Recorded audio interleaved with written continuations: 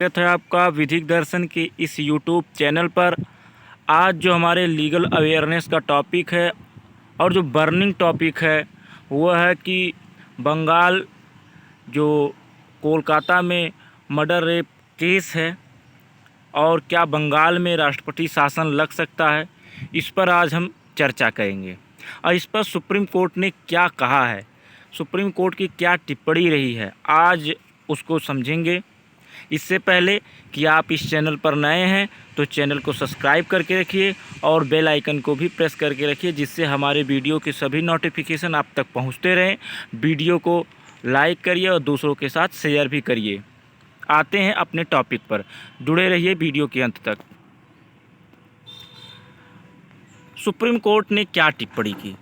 Supreme court जो कि सुनवाई कर रहा है, जो बंगाल मर्डर रेप केस है, उसमें जो है DY चंद्रचूड़ जो भारत के मुख्य न्यायाधीश हैं, उन्होंने अहम टिप्पणी करते हुए कहा बंगाल सरकार से कि जो है, और हम बता दें कि बंगाल सरकार का पक्ष कौन रख रहा है सुप्रीम कोर्ट में।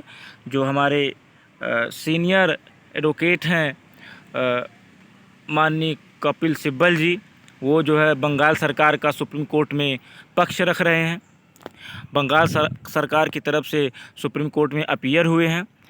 तो DY चंद्रचूड़ जो माननीय न्यायाधीश हैं, उन्होंने मुख्य न्यायाधीश हैं, उन्होंने कहा कि बंगाल सरकार से कि जो लेडी जो मृतक डॉक्टर है उसका शव उसके परिवारजन को मिलने में इतना देरी क्यों हुआ। आखिर जो लेडी डॉक्टर थी जिनका रेप हुआ, बाद में मर्डर हुआ, उनका जो शव था उनके परिवार के जो जन लोग थे उन्हें देने में जो मेडिकल कॉलेज है उसने देरी क्यों की। और फिर जो है DY चंद्रचूड़ माननीय मुख्य न्यायाधीश ने कहा कि जो बंगाल में प्रदर्शन हो रहे हैं इस क्राइम के अगेंस्ट, तो सरकार जो बंगाल सरकार है, जो ममता बनर्जी जी जो वहाँ की मुख्यमंत्री हैं, उन्हें जो है अपने बल का प्रयोग इस तरह नहीं करना चाहिए जिस तरह वह कर रहे हैं, क्योंकि प्रदर्शन कर रहे हैं वो क्राइम के अगेंस्ट कर रहे हैं और ये नेशनल इंटरेस्ट का विषय है। इस पर जो है ममता बनर्जी जो है पश्चिम बंगाल सरकार इस तरह से अपनी शक्ति का प्रयोग नहीं कर सकती उन पर। फिर आगे सुप्रीम कोर्ट ने कहा कि जो उस कॉलेज था, RG कॉलेज था, मेडिकल कॉलेज था, वहाँ के जो प्रिंसिपल है उनको हटाया गया और तुरंत ही अलग कॉलेज का प्रिंसिपल क्यों नियुक्त किया गया। ये सोचने वाली बात है। ये माननीय उच्चतम न्यायालय ने इस पर टिप्पणी की है। ये टिप्पणी बहुत अहम है। और इसमें एक विषय और है, क्या बंगाल में राष्ट्रपति शासन लग सकता है। क्या है प्रावधान, कानूनी प्रावधान क्या है, संविधान क्या कहता है इस पर। तो देखिए, इस पर जो संविधान कहता है, जो भारतीय संविधान है और उसका अनुच्छेद है, आर्टिकल है 355, इसमें पढ़कर हम सुनाते हैं आपको। केंद्र सरकार बाहरी आक्रमण और आंतरिक अशांति से किसी भी राज्य की रक्षा के लिए कानून व्यवस्था अपने हाथों में ले सकती है।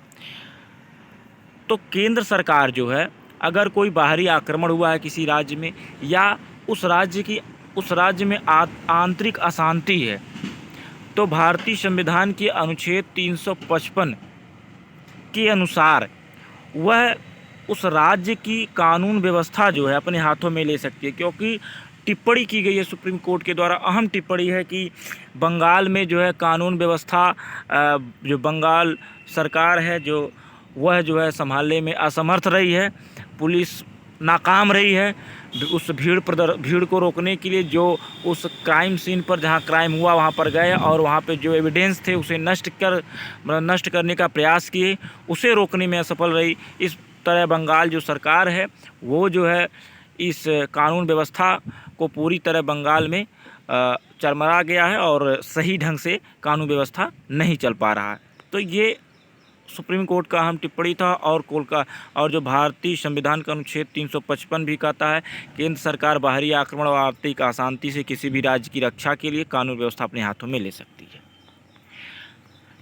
फिर आर्टिकल जो 356 है, इसके तहत इन परिस्थितियों में राज्य में राष्ट्रपति शासन लगाने की बात की गई है। 356 में बताया गया है कि कौन सी परिस्थितियां होंगी जब राज्य में राष्ट्रपति शासन लगेगा। आइए देखते हैं।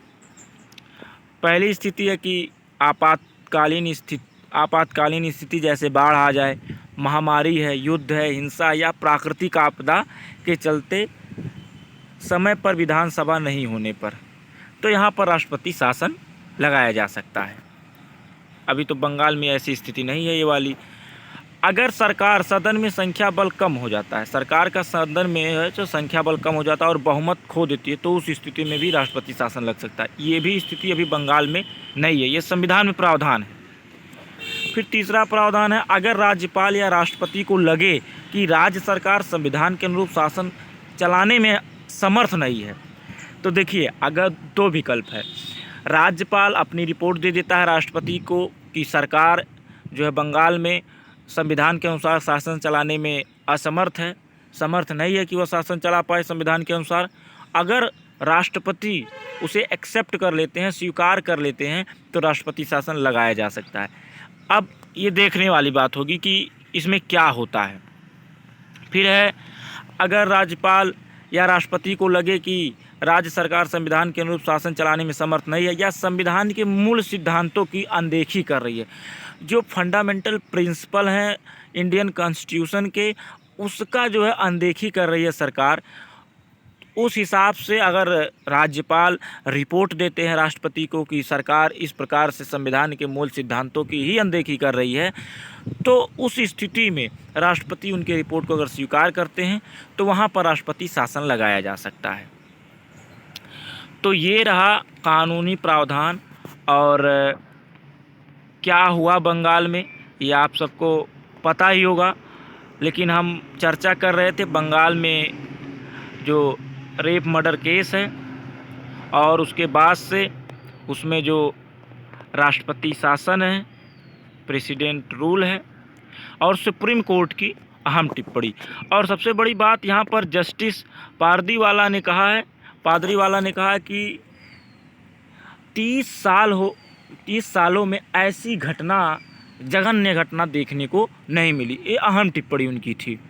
उन्होंने कहा 30 साल में उन्होंने ऐसा कोई जघन्य घटना नहीं देखा है। तो ये रही सुप्रीम कोर्ट की अहम टिप्पणी।